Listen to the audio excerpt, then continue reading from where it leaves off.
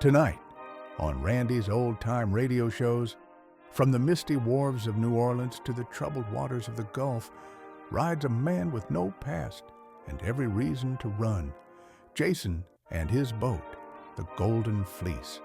Each week, new passengers, new secrets, and a journey into mystery, romance, and danger.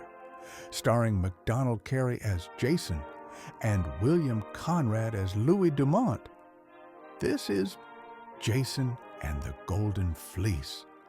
A load of coal up on my back. The New Orleans waterfront is old and dirty and damp, but I like it here. I like the chant of the coal peddler as he plods past my bar on Bourbon Street. I like the call of the blackberry woman who's still singing the same song she sang when pirates hid their loot at John Lafitte's blacksmith shop in the French Quarter. And I like the Mississippi, where a man in a boat can find a dream. Yeah, I like New Orleans. They call me Jason. I call my boat the Golden Fleece.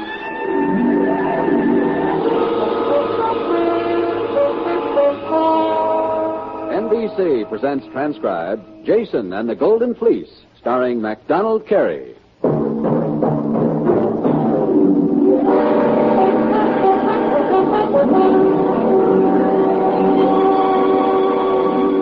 You'll find my place in the 800 block on Bourbon Street in the French Quarter of New Orleans. It isn't far from here to the place where they say the blues began. They weren't exactly born here.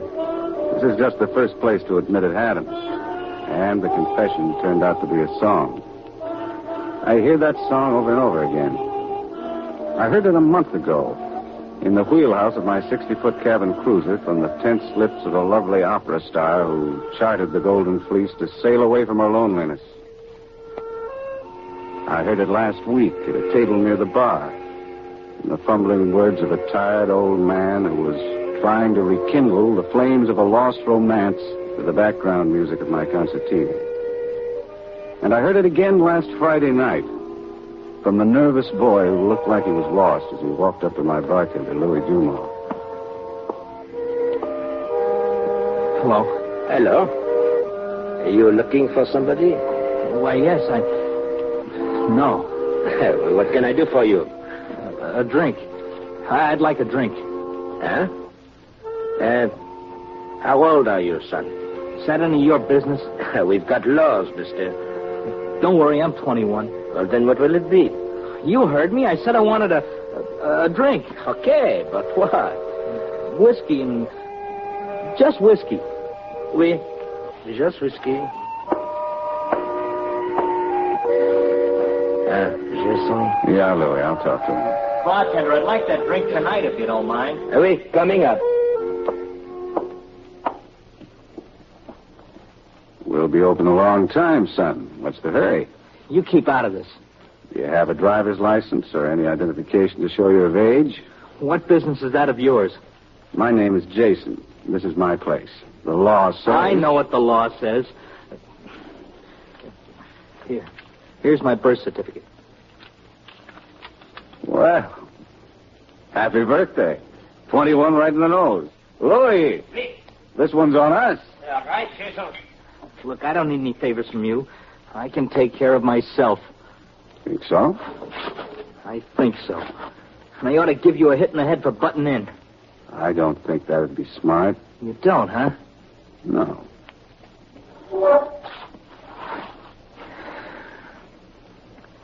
Don't worry, I won't hit you. Don't worry. I wasn't. Here's your drink. Thanks. Sit down, will you, Jason? Bring me a cup of coffee, please, Louis. Sure, Jason. Would you bring me a cup, too, please? Okay. I really came here to see you, Jason. I don't want the drink. I didn't mean that about hitting you either. You know something, Jason? I'm a coward. Here's the cafe. Thanks, Louis. You can take this glass back if you will. We won't need it. Sure. Did you hear what I said, Jason? I'm a coward. Most of us are in one way or another. I shouldn't be. I'm Philip Pomeroy Jr., and my dad's just who you think he is. The All-American Tulane halfback. The All-American everything. Phantom Phil Pomeroy, the greatest open field runner ever to come out of the South. He was pretty good, all right. Pretty good. He was sensational. I'm sensational, too. A sensational nothing. You said you wanted to see me. What about? Your boat, Jason. I'd like to charter your boat for a little trip with my dad. Do some fishing out in the Gulf. Good. I always enjoy a pleasant fishing trip. Well, this one isn't going to be pleasant. In fact, I want you to arrange it so it won't be pleasant at all. I don't follow you. When we get out in the Gulf, well, something's got to go wrong. Something's got to foul up with the boat so we're stranded. And you can't fix it. Neither can anybody else, because it'd be too dangerous. But I can, and I do. You do? That's right. I'll be a big hero. You mind giving me at least a rough idea of what this is all about? This is my 21st birthday, Jason. I want to show my father I'm a man.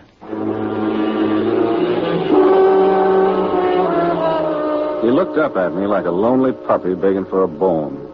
So I had to throw it to him. Besides, a trip's a trip and money's money. I have to grab all I can to keep up the payments on a boat like the Fleece.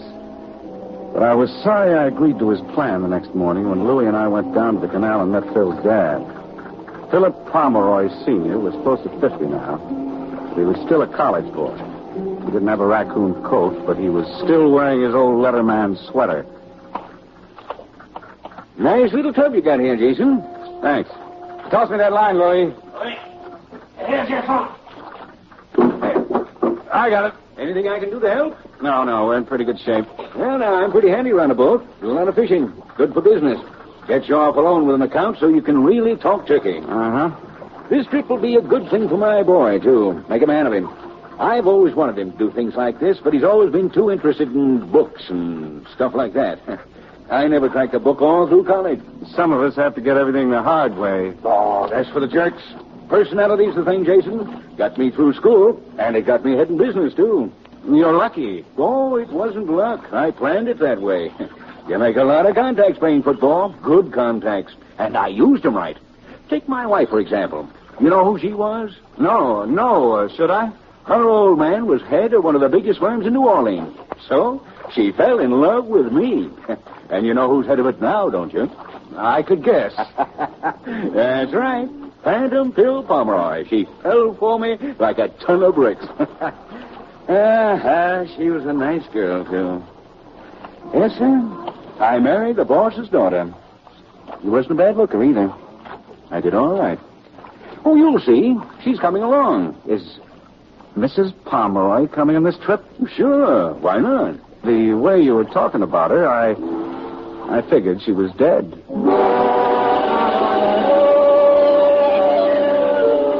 You get used to bragging if you go on many fishing trips or talk to many fishermen. Most of it's fun because it's kidding. Pomeroy's bragging wasn't like that. He gave you the feeling you had to believe every arrogant word he said.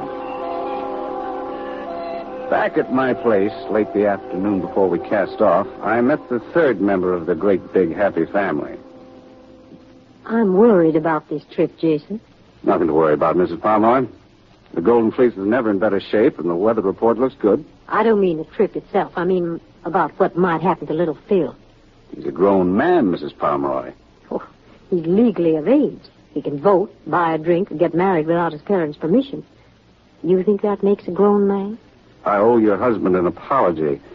I figured he was the one who had the boy convinced he couldn't take care of himself. And now you think it's my fault? You just told me how you felt. Facts are facts, Jason. I don't know whether it's my fault or his father's, but he can't. And I know that at least I've tried to help him grow in independence and self-confidence. How? By fighting his father's insistence that little Phil be a football star and all the nonsense that goes with it.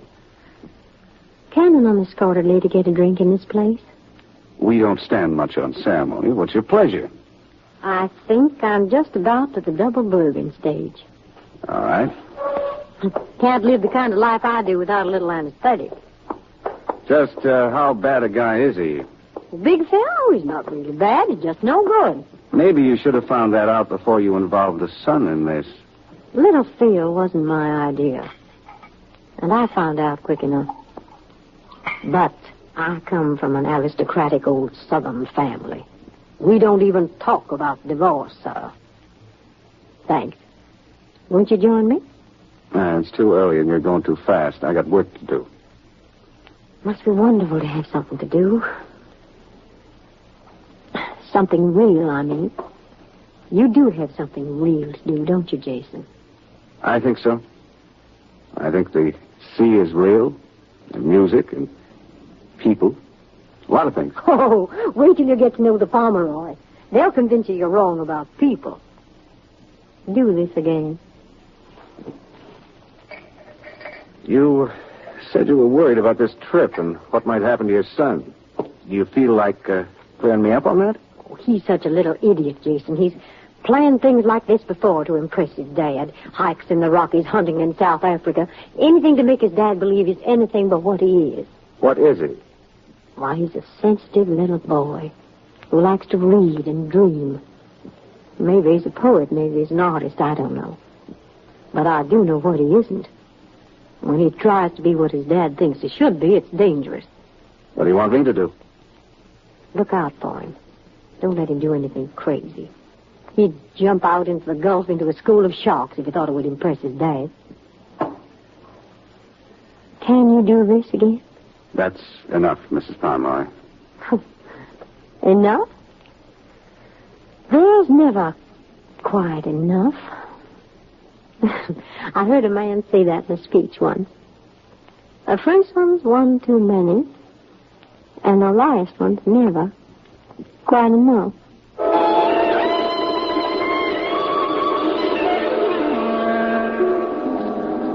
We got the Pomeroy family aboard the next morning and we're ready to shove off. Phantom Phil was still wearing the sweater with a big T on it, and he was carrying a case of canned beer. His wife had a bulge in her purse that looked like a pint of her favorite anesthetic. The boy was wearing a jaunty new yachting cap that made him for the trip. No sense taking a fishing trip without a beer or two, is there? You got a refrigerator on this tub? It's already pretty crowded with stores. Ready to catch down, Cecil? Anytime, Louis. Whenever you're ready, Skipper. I'm hauling in the lines now. Anything I can do? I'm pretty handy around a boat. That's what you said. I'll clear the dock, Cecil. All lines in, Louis. Good.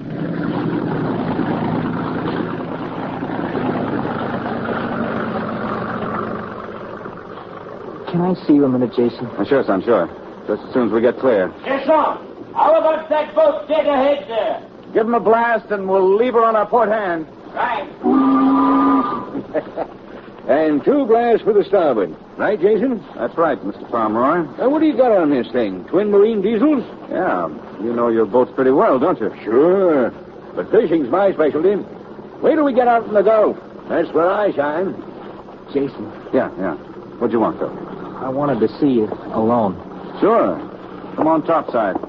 I got to relieve Louis at the wheel anyway. That hero stuff is off, Jason. Oh? Why? Dad knows too much about boats. He understood those signals, even knew what kind of engines you had. It doesn't take much to tell gasoline power from diesel, Phil. Maybe, but No, I've got an idea that I think will fool him completely. And I think I'll rather enjoy going through with it. We can't, Jason. No? No. Maybe you could fool Dad, but I couldn't fool Mother. I didn't know she was going to go along when I planned this. You don't think you could fool your mother, huh? Nobody can. Not even Dad. And I don't want to try.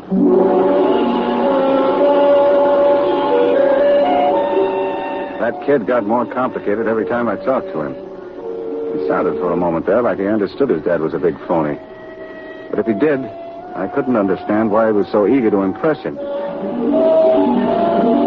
Once we hit the rolling Gulf water, the Golden Fleece came to like a fish that's been out in that bad air too long. You'd have thought she never wanted to see land again. And once you were rolling with her, you felt that way too. Grace Conroy caught the mood early. I feel like I've really been taken out of this world. Did you have any help on the trip? I haven't had a drink since we left New Orleans. I was too sick the first night, and I've been too fascinated ever since. Never sailed before? Oh, we went to Europe, but that was on a big liner. Too much shuffleboard, too many cocktails, dancing, eating at the captain's table. It was like being in a floating hotel. Golden Fleece isn't exactly a hotel, is it? More like a cheap rooming house. It's nice. Real nice. Jason! One of your roomers wants something. What's the trouble, Pomeroy? That idea of yours about cooling the beer cans in the sea isn't much good. And I can't stand lukewarm beer. Bring a couple of cans up here, and I'll show you a trick I learned in the Navy. All right. Come on, Sam. Bring a couple of those cans. Okay. If you don't mind, I think I'll leave. Stick around. You might learn something. I think you could teach me some things, all right, Jason. But not with him around. Maybe I'll come back for a lesson tonight. Mrs. Pomeroy, Yes? you're a respectable, married, aristocratic Southern lady, remember? Yes, I remember. Yeah. Too bad, isn't it? Yeah? What's too bad? I was worried about your beer, darling. But I'm sure Jason will know some way to cool it. How are you, son? I'm okay, Mom. I think I'll get out of here. Well, how are you going to fix this beer, Jason? No sense taking a fishing trip without a beer or two. But I can't stand lukewarm beer. I told you I could cool it for you, Dad, if it's all right with Jason. Nonsense. What would a punk like you know about beer? What was your idea, Phil? Well, I learned in chemistry that carbon dioxide is cold. So if you'd let us spray these cans with one of your fire extinguishers, Dad would have his cold beer. That's just what I was going to suggest, Mr. Pomeroy. What do you know about that? The kid's learning something in college after all. There you are, Phil. Go ahead. Give your theory a try. Thanks. Know how it works? Oh, sure. You just turn the valve like this. Hey, that'll do it. Don't waste the stuff. It's good for fires, too. Yeah, I know. We had one in the prep school dormitory once, and I helped put it out. What's the matter? That's nothing to be ashamed of, Phil. That little caper cost me $2,000. The kid also helped start the fire. Phil turned white as his father began to laugh and left the deck house. When it started to turn dark over the Gulf, I switched on the green and red running lights and plowed through the night. The fishing hadn't been too good, and I was looking for better grounds. Grace Pomeroy came up to help. I don't take a hint very well, do I? No, you don't. You wouldn't be encroaching on anybody else's territory, Jason. He hasn't meant anything to me for more than 20 years. And I'm sure I never meant anything to him, except a chance to get ahead. That's a nice rationalization. Sorry, I can't buy it. So you're a Southern gentleman? No. Just careful. It wouldn't hurt anyone. How about your son? Who's hurting him more, me or his father? I don't know. Jason, I've done everything but grab you in the arms. You don't take a hint very well either. No, I don't, Mrs. Palmer. You want me to take the wheel, Skipper? Yeah, thanks, Louis. Jason, Mr. Pomeroy is coming topside to talk to you. Louis is a handy man to have around, isn't he? He's a good sailor. Yes. Say, Jason, I know where I'd like to go. Up along the west coast of Florida, right in by the reef. I'd like to take a whirl at those bonefish. That's dangerous business, Pomeroy, and the fish aren't worth it. They're not good eating at all. Well, who said anything about eating? They're fighting fish, Jason, and I like a good fight. You're the boss, Pomeroy. I'll plot the course for there if that's what you want. Yes, go ahead. I'm going below to the compartment and hit the sack. I want to be ready for them babies. I'll set the course, Jason. You get some rest, huh? All right. You see what I mean, Jason? You wouldn't be hurting anybody.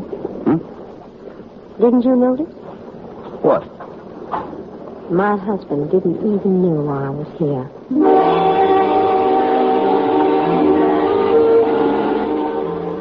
Fishing is tricky along the Florida coast. Those reefs will fool you if you're not careful. And it takes a lot of maneuvering to land one of those bonefish. I was back near the fantail, trying to help Pomeroy without letting him know it, and Louis was steering from the topside wheel. Phil was out with us, too. He hadn't said much since the time his dad laughed at him in front of me. He just stood around, watching. Ought to be getting some action soon, hadn't we? They're around here someplace. Hey, Dad, your line. Oh, yeah. Yeah, I think I got one. You sure? Sure. Feels like a big baby, too. They don't come too big, but they're strong. I'll give him a fight. Get him, Dad. Watch that line, Pomeroy. Oh, don't worry about me. I won't lose it. Back off a little. Louis, come about and follow that fish. And watch out for that reef. Right. How am I doing? Take it easy. It'll take a little while. Oh, I bet you I'll land him in 5 minutes. If I were a gambler, I'd say it'd take you 3 times that long. I'll bet you my wife against your boat. What? Yeah. Maybe we could put up $100 on the side just to make it interesting. Now watch it. Oh, look at that baby. What was that? We found it on the reef. Louis. Jason, come quick. How did it happen, Louis? I could not see it. We're caught on a reef. Yeah, I figured. I'm sorry, Jason. Not your fault. You want to take the wheel? I'll look below and see if we'll smash the hold. If we're shipping water, let me know so I can light off the bills from it. I'll stand by here. Right. If there's a hole, start shoring it up. Use mattresses, anything you can get. Right. Anything I can do to help? Just stand clear, Phil. We're in a little trouble. Could I help Louis down below? If he needs to, he'll yell. I got to get these engines started again. We're hung up on the rocks. Jason, there's smoke coming out of here. The engine room hatch. It's the engine room. What's your husband doing? Call him. We need him. He won't come, Jason. What do you want me to do? Phil, take this fire extinguisher and spray that hatch. This one? Don't stand there. Jason, I'm afraid this won't do it. We've used it on Dad's beer. There's one in the engine room. I'll get it. That's where the fire is. I said I'll get it. Now, wait a minute, Phil. Stand by here in case Louis needs that pump started. I'll go. I said I'll get it. Don't let him do it, Jason. He's doing it. I lost him, Jason. I lost the fish. Why didn't you stand by We're me? trying to save a boat, Conroy. We may have flooding forwards, and there's a fire in the engine room. Louis, what's it look like down there? I can't tell you. Phil, the only extinguisher left is down the engine room with a fire. Your son's trying to get it. Help him. He probably started the fire himself. What if he did? We've got to put it out. Do you think I'd go down into that? Pomeroy, if we don't get that fire extinguisher, you're going to have a tough time getting a cold can of beer on the way home.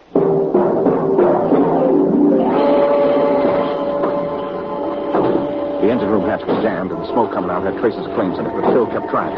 He was kicking it, but it was giving up. I knew that by the time he had it open, the hole would be a furnace. Pomeroy didn't seem impressed. How do we get out of this? There's life preservers in the dinghy, but we've still got a chance to save the Fleece. Look, Jason, you're responsible for our lives. The devil with your boat. I'll take every precaution. We're lucky, Jason. No hole, no water. Good. Stand by here while I help the boy. He got it open and he's going in. Careful, Phil. Where is it, Jason? I'm coming in. I'll show you. You stay out before you the two of us get in here. I got it. Give it to me. I can handle it. Stay up there. See if you can get the boat loose. No, not on top of the flames, Phil.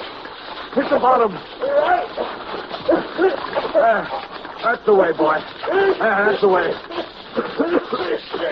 All right. All right. I'll take it. Climb on out. I can't, Jason. I can't. Hold on to me. That ought to do it. Is it out, Jason? Yeah. Oh, that was close. Is my boy all right, Jason? Yeah. He's all right. Phil, I thought you told me you were a coward. I am, Jason. I was scared to death. Being scared doesn't make you a coward. Everybody's scared. It's what you do when you're scared that counts. I wanted to run. Why didn't you? I couldn't, I guess. But you didn't have to come down here. Yes, I did, Jason. It was my fault. I started the fire.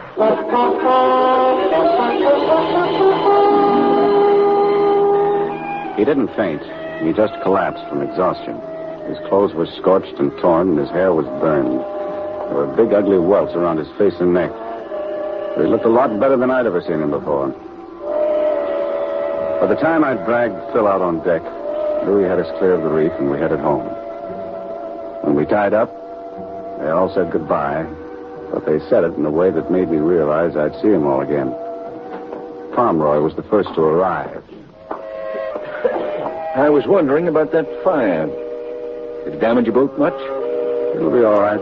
I know the boy wanted to pay for the trip, but I'd like to offer a little something extra because of that fire. I'm getting used to it. Paying off for Phil, you mean? I'd rather not talk about it. How much did it come to? Put your checkbook away, Conroy. I carry insurance. Anyway, I don't think Phil started that fire. I've known that kid longer than you have. I know how he is. Think so? He's my son, isn't he? I said he didn't start the fire. And he didn't start the one in the prep school dormitory either. Oh, then who did? You did?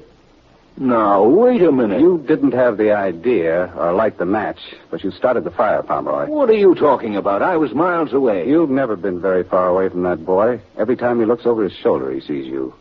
And every time he sees you, he realizes he isn't what you think he should be. Well, he isn't. He isn't a football star, if that's what you mean. So, since he can't run 89 yards through an open field, he starts fires and puts them out. But I don't want him to do that. I won't do it anymore, Dad. Phil, how much of this nonsense did you hear? It isn't nonsense, Dad. It's true. I didn't have to hear it from Jason. I figured it out on the way home. Now that I understand, well, it won't happen again. Well, maybe you understand it, but I don't. I think it's a lot of crackpot nonsense. Well, you think a lot of things are crackpot nonsense, Dad, and that doesn't make it so. Well, you've never talked like this to me before. You've got to get used to me talking differently. I'm a man now, Dad. Maybe not the kind of a man you wanted me to be, but I'm a man. My kind of man. And that's the kind I'm going to be from here on in. Are you trying to say I haven't been a good father? I'm saying a boy needs somebody to love and somebody to love him, no matter what he is, no matter what he does. Yeah. I guess you're right. A man needs that, too. Let's go home, Dad. Yeah. Let's go home. Goodbye, Jason. Goodbye. Thanks, Jason. It turned out to be a pretty good trip. Thanks. Don't thank me, kid. I didn't do anything for you. There's one more thing you could do. What's that? Mother's outside. You'd better not keep her waiting. She's not waiting for us. She's waiting to see you. What gives you that idea? I'm no kid, Jason. Help her if you can, will you? You're the only one who could help her, Phil. How? Take her home to your dad.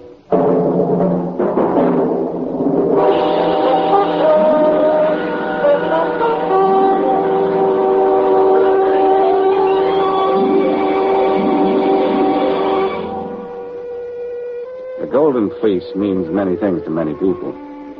To some, like Pomeroy, it's the struggle for wealth and power. To others, like his wife and son, it's the search for love and understanding. But each of us has his goal, and each his search. A load of gold upon my back, I sell my coal. The coal peddler will always be around with his lonesome chant, and the haunting call of the Blackberry Woman will be heard in New Orleans till the end of time. Next week, we'll be sailing from here again, searching with somebody new. We'd like you to be with us aboard the Golden Fleece.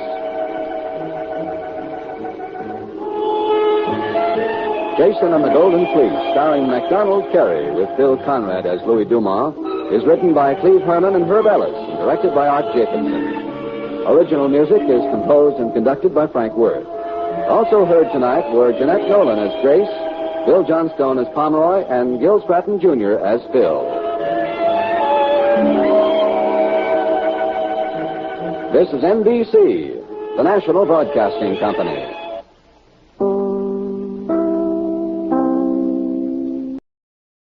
Well, folks, that's all for this episode here on Randy's Old Time Radio Shows.